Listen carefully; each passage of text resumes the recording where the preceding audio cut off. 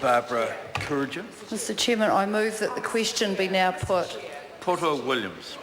Chairman, thank you for allowing me to take a call on the Public Safety Protection Orders Bill. And a little later on, I hope to also speak on the Extended Supervisions Bill, which is a bit of a compendium, I guess, of pieces of legislation designed to cover off various aspects of looking at our most serious offenders.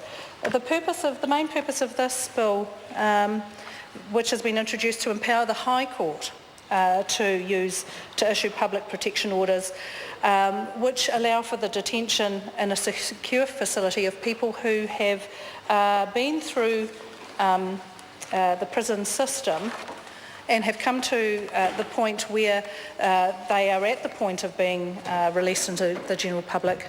However, due to non-compliance, perhaps with their rehabilitation, and through stringent assessments, they still pose a risk to the public, pose a risk of serious harm. And that's where I believe that this bill, and my colleagues have already spoken about it, there is a very delicate balancing act between what we would consider issues under the Bill of Rights and the paramountcy to keep the general public safe.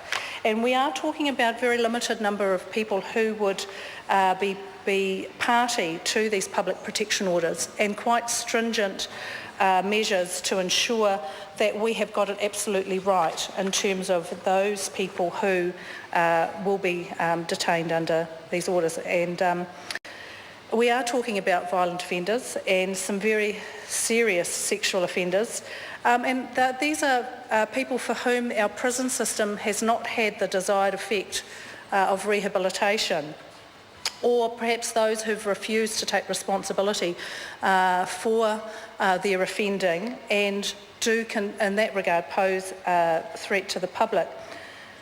I know that with the Green Party, Mr Chairman, that they raise the issue of human rights, whether this legislation actually does breach the Bill of Rights, and whether it's appropriate to continue to, in their words, detain a person for longer than the sentence prescribed by a court of law. And I suppose that the basic principle of decent and fair society is that we determine what is right and what is wrong, and we set the punishment accordingly, and we have an expectation that those punishments are completed by offenders. But what is very significant about this particular bill, Mr Chairman, is that we are intending to protect the public from some very serious offending. So it is a balancing act, and the bill is very prescribed in how the court will deal with the public protection order, the criteria that we need to use to actually approve those public protection orders. The assessment needs to be done by at least 2 health professionals, and it's weighted on the balance of probabilities that the offender poses a very high risk of serious sexual assault or serious offending, reoffending. And that is a much different weight of evidence or level of evidence required than if we were looking at a criminal court and looking at a different level of evidence, which is currently under the Solicitor General's prosecution guidelines. So we are moving the jurisdiction from the criminal jurisdiction into the civil jurisdiction through the High Court, and using the weight of evidence that we have through professional assessment to determine whether this individual will be at risk of reoffending.